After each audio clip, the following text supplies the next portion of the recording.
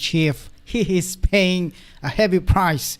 And by no way, in any way, I am delighted about this. This is such a disaster that we should all hold him responsible, as solely him, because of his moronic decisions that is making everyone pay and everybody to suffer. Take a listen at this reporting. I want to actually show you some of these clips coming here.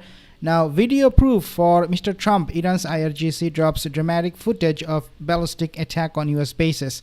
Iran's Revolutionary Guard claim they launched retaliatory missile and drone attacks targeting military assets in Bahrain and the Gulf following alleged American strikes on Iranian interest.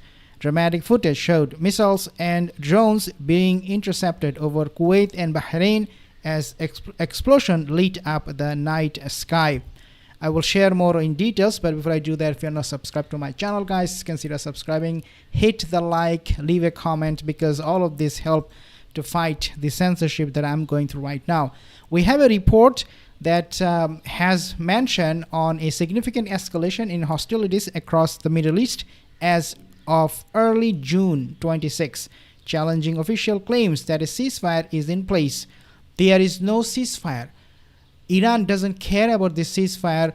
The only person who cares about this ceasefire is Donald Trump. Oh, ceasefire. Oh, self-defense. So we had to attack. No more war. No, it's not how it works. Warfare doesn't work that way. You attack a country and then you say, oh, self-defense, oh, ceasefire. No, they are not a bunch of morons like yourself. The host, or actually the reporter here, argues, the report I'm getting from, argues that the situation has spiraled into open conflict involving the United States, Iran, and several regional nations. The conflict reportedly intensified after U.S. forces struck a ship in the Persian Gulf that was attempting to bypass a blockade. So the ship that was hit, okay, after U.S. forces, they struck a ship in the Persian Gulf. The Persian Gulf, you do not hit those ships. Most of the time, either these ships belong to Iran or China or Russia, or it could be a neutral country. You don't just go and strike them, because if you do, that means you are resorting to war and violence. You can only strike Iranian military assets if you're targeting those mosquito fleets that Iran has in the Persian Gulf, those small boats. If you are attacking and destroying them, that's the only time you attack them. But of course, when you do attack them, you have to understand that you will face retaliation. But looks like that's not how Donald Trump thinks how warfare works. In response, so after this attack on this ship in the Persian Gulf, in response, Iran's IRGC attacked a ship in the Strait of Hormuz, leading the U.S. to bomb Qasem Island. The IRGC subsequently launched simultaneous strikes against U.S. interests and regional bases in Kuwait, Iraq, and Bahrain. Whenever United States is attacking or preparing to attack Iran, they must not seek permission from Donald Trump. Even though Dan Kane said, okay, we are not going to brief Donald Trump as often as we used to in the beginning of this war, he said that because Situation Room, everyone was pretty much was included from the military, minus Donald Trump. Dan Kane, the U.S. military chief of staff, and even Brad Cooper, they don't feel comfortable briefing Donald Trump because they said themselves, and I think it came on Axios, that Donald Trump will throw tantrum if things don't go his way. So they stopped telling him everything, and they should be, because this guy is complete moron and very, very unhinged, and you cannot trust his judgment anymore.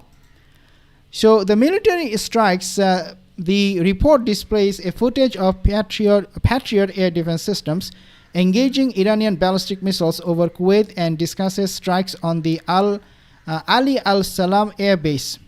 There is a stark divide between official US and UK statements, which often describe incidents as training exercises, quote-unquote, or minor debris issues, and IRGC claims of successful destructive strikes against American occupation bases. I do not know why UK is getting involved in this with US, but they should not. They should stay away, because otherwise it will just spread. The war will spread, and Iran is not definitely targeting UK interest in the Diego Garcia base.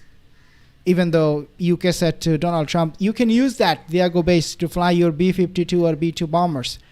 The report highlights a disconnect between the reality on the ground and statements from US officials like Senator Marco Rubio. Of course, Rubio is saying, oh, we are not fighting. This is a ceasefire situation. We are winning it, and we get everything we want. He claimed, Marco Rubio, the war is over, quote, despite continued military engagements. We have a big crisis, and that is energy crisis. The report warns of an impending oil shock, quote unquote, oil shock in June, citing falling global oil inventories and predictions that prices could rise to $180 to $200 per barrel, which would significantly increase fuel costs for consumers. How much was it in the beginning of this video per barrel? 100, 110, 102. I think that's what Brent crude was showing on the market. And now it is 180 to 200.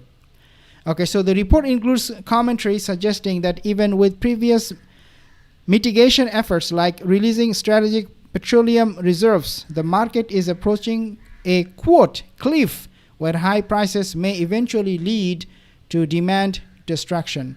Okay, so of course this Trump administration, his moronic decisions, it ruined American oil industry. It will have a domino effect on other industries as well, because when fuel prices go up, everything else will also go up. The price of commodities will go up, and so there will be a huge inflation, and then the analysts, they're saying that could be even a famine because of the fertilizer shortages, especially in the developing countries. Even in the States, they need those fertilizers, but how can you get them at a reasonable price when someone sitting in the White House is totally unreasonable? Doesn't make any sense. But this is what is happening at the moment. I will give you more updates, guys.